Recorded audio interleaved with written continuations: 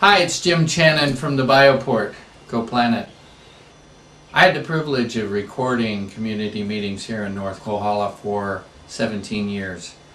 At the end of that, and especially after the gathering in the year 2000, I shook down and assembled all of the key pieces of what the community had offered in that time. And I coordinated and organized that on this particular vision drawing. And it is my honor to give you a look at what came forward from all of that. As you look at the painting itself, you notice it's predominantly green. That's for a reason. We live in a part of the Big Island where we have 10 to 15 feet of topsoil, and we do have a lot of green, and we will be counted on to have a lot of green for a long time.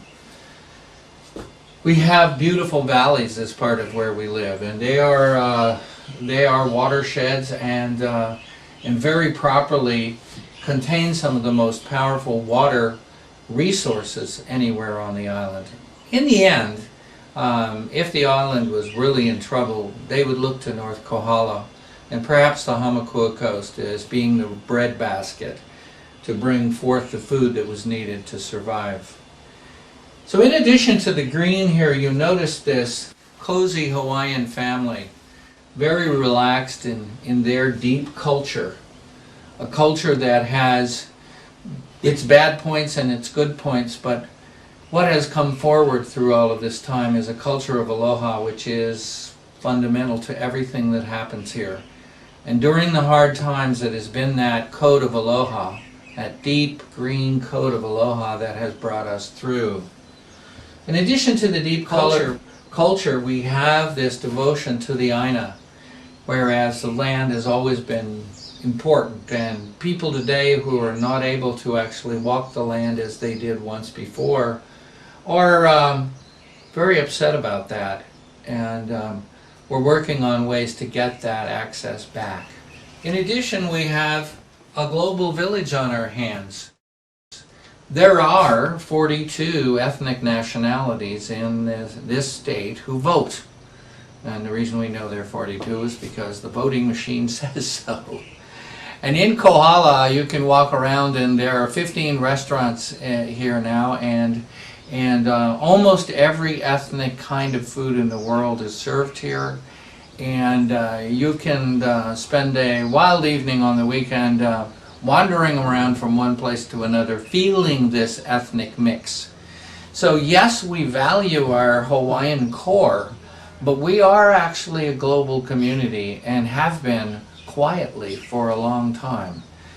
The terrain here probably has more variety than anywhere in the world, and the ethnic diversity has more variety than anywhere in the world. Most people haven't really stopped to think that, but you can feel it when you come here. And part of the future is that. Now we come from a place where people were very self-sufficient. People had their own gardens. People knew how to harvest the water down the hill. Originally there were 8,000 Hawaiians here who probably had over 3,000 lo'is, or taro patches, that came and were positioned in the waterways coming down through the gulches. We now have added wind to that mix. Water resources, energy resources, natural energy resources of all kinds are very, very important to us here because we are so far from the centers of oil-based fossil fuel and their production here on this island. It takes 40% of the resources made just to send us the electricity this distance. So we're invested in reducing that by having our own resources. And as we look into the future, of course, we have a new cultural center, which is in a pretty old gymnasium building, which is very important to us and needs to grow in a beautiful way. We have started to do land planning so that the large chunks of former sugar land now can be produced in a way that in 20 years will bring a bounty of timber, food, and other glorious herbs and medicines from all of the resources we have around us. The land planning moves us into a combination of a recycling center, which is also an ag center, where the farmers who need to have their food husked or dried or cut up or packaged or whatever are supported, where we have charged water, ethanol created from what is grown there. So it's a real bustling little center, to include recovering 62% of what's in the waste stream in the form of green waste and cardboard and paper and food waste into soil emollients. So most of what we actually don't use anymore can be completely reused in this particular center. We have a place where our healers, we have 120 healers out of 7,000 people here, where our healers can now be introduced as a resource beyond the destination resort that we have created.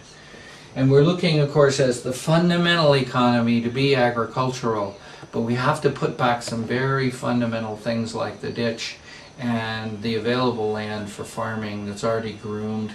And we have to get these new people who have landed here, who barely can think past a house, to understand how to create that land in an agricultural way. Finally, some retreats that allow people to come here and get the kind of rest and nurture that they need from nature, and smart homes. We have to break the mold on these cookie cutter houses that are being built everywhere. We have to break the mold on tract subdivisions. We have to create farm-centric housing areas where homes are built around a farm and where the farm provides the starts and the foraging and the fertilizer and the water reserve and whatnot for the homes to grow food for themselves, but not as a primary activity, but a fun and enjoyable, regular, organic activity to their life.